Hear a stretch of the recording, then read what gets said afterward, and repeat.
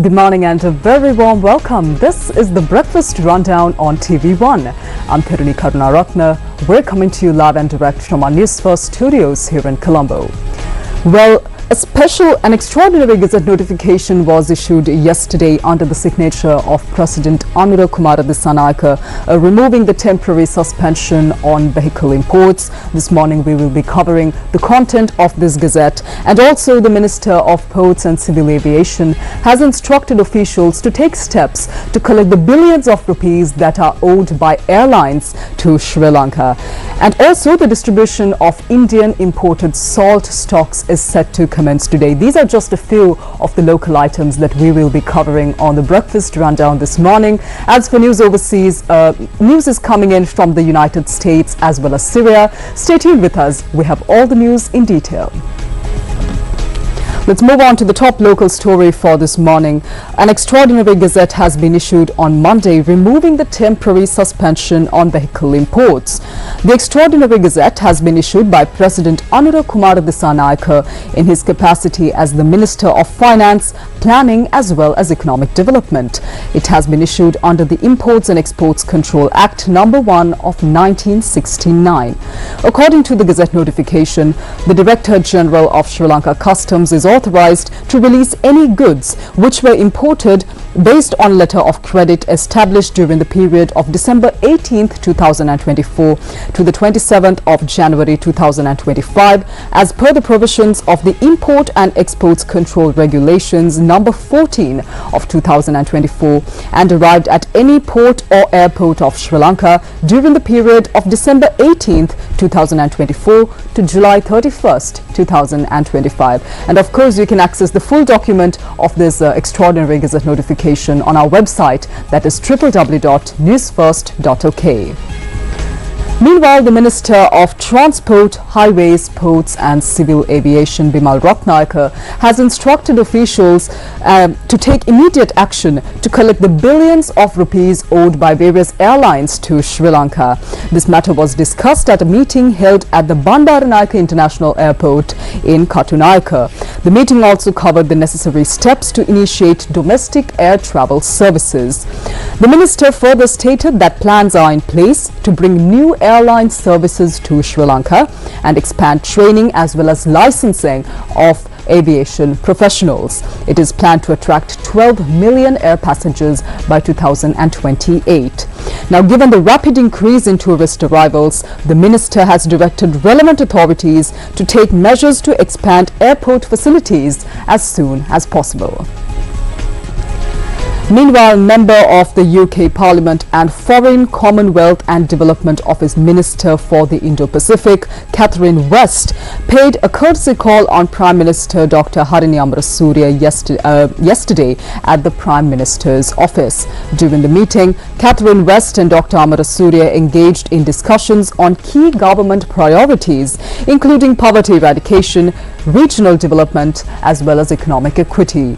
The dialogue also addressed Sri Lanka's digital transformation initiatives as well as the Clean Sri Lanka program, with Dr. Amarasuriya highlighting the importance of social responsibility and inclusive governance in driving national progress.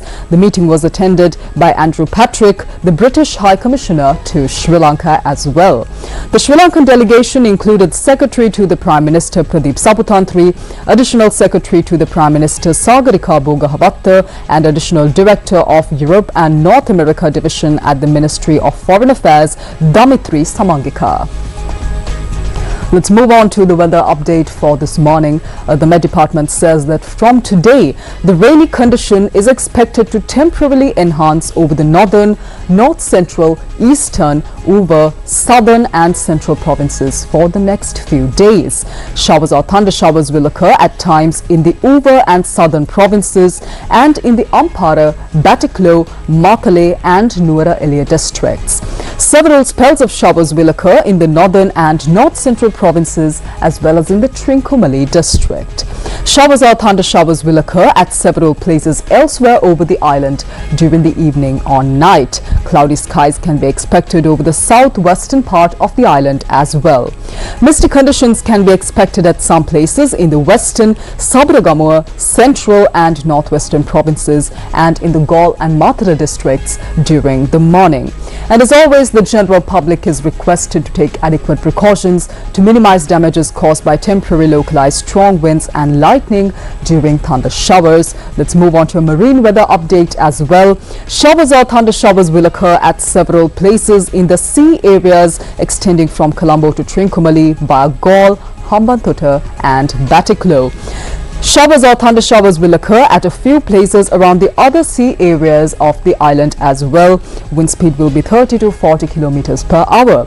Wind speed will increase up to 45 kilometers per hour at times, and the sea condition can be fairly rough at times in the sea areas extending from Galle to Mathura. Let's move on to more local news for this morning now. The government has planned to commence the distribution of salt imported from India today. Chairman of the Sri Lanka State Trading Corporation, Ravindra Fernando, said that the distribution activities will commence today.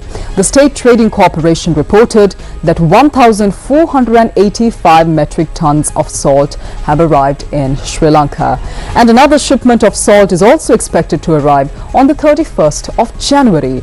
The distribution of this consignment of salt will be carried out through the salt producers across the island. Now, the cleaning of 84 rice storage facilities across the country with the support of the Sri Lanka Army has been completed. The cleaning program covered districts including Kilinochchi, Mana, Mulathu, Anuradhapura, Polonnaruwa, Batticaloa, Kandy, Mathale, Badulla, Monaragala, Colombo, Kurunegala, Ratnapura, Hambantota as well as Mathura. The government is set to implement a paddy procurement program this Maha season. And after purchasing these paddy stocks, the government plans to store it in its warehouses under the control of the Paddy Marketing Board of Sri Lanka. Let's move on to news overseas for this morning. Our first international news item comes in from the United States. US President Donald Trump's administration on Monday had fired more than a dozen Justice Department lawyers who brought 2 criminal cases against him as the Republican moves swiftly to exert greater control over the government. The officials were fired after acting U.S. Attorney General James McHenry, a Trump appointee, concluded that they, quote, could not be trusted to faithfully implement Trump's agenda because of their role of prosecuting him. The lawyers worked with Special Counsel Jack Smith, who led the 2 federal prosecutions of Trump that the department dropped after his November election. Smith resigned from the department earlier this month. News of the firings came the same day as Ed Martin, the top federal prosecutor in Washington and a Trump appointee, opened an internal review into the use of a felony obstruction charge in prosecutions of people accused of taking part in the 2021 attack on the U.S. Capitol. The U.S. Supreme Court raised the legal bar for that offense in a 6-3 ruling last year, prompting prosecutors to drop the charge in several cases. Now, this move reflects the willingness by the Trump administration to follow through on threats to seek retribution against prosecutors who pursued Trump and his supporters during his 4 years out of office. Our second international news item comes in from the Middle East. Israel says 8 of the remaining 26 hostages due to be released by Hamas during the first phase of the Gaza ceasefire deal are dead. Government spokesman David Mencer told reporters that Israel had received a list from the Palestinian armed group overnight that provided information on the status of the hostages. 7 women had already been freed alive in exchange for more than 290 Palestinian prisoners held in Israeli jails since the ceasefire began on the 19th of January this year. And on Sunday night, Israeli Prime Minister Benjamin Netanyahu's office announced that Hamas had agreed to release female civilian Abel Yehud, female soldier Agam Berger, and one other hostage on Thursday. The Israeli military launched a campaign to destroy Hamas in response to an unprecedented cross-border attack on the 7th of October 2023, in which about 1,200 people were killed and 251 were taken hostage. More than 47,310 people have been killed in Gaza since then, according to the territory's Hamas-run health ministry. And Israel says that 87 of the hostages remain in captivity, 34 of whom are presumed dead. In addition, there are 3 Israelis who were abducted before the war, and one of them is also considered to be dead. Well, that brings to a close this morning's edition of the Breakfast Rundown on TV1. I'm Therunee Karunaratne. You can join us once again right here on TV1 tomorrow at 7 a.m. as well for more of the very latest. Until then, take care. Have a wonderful day ahead.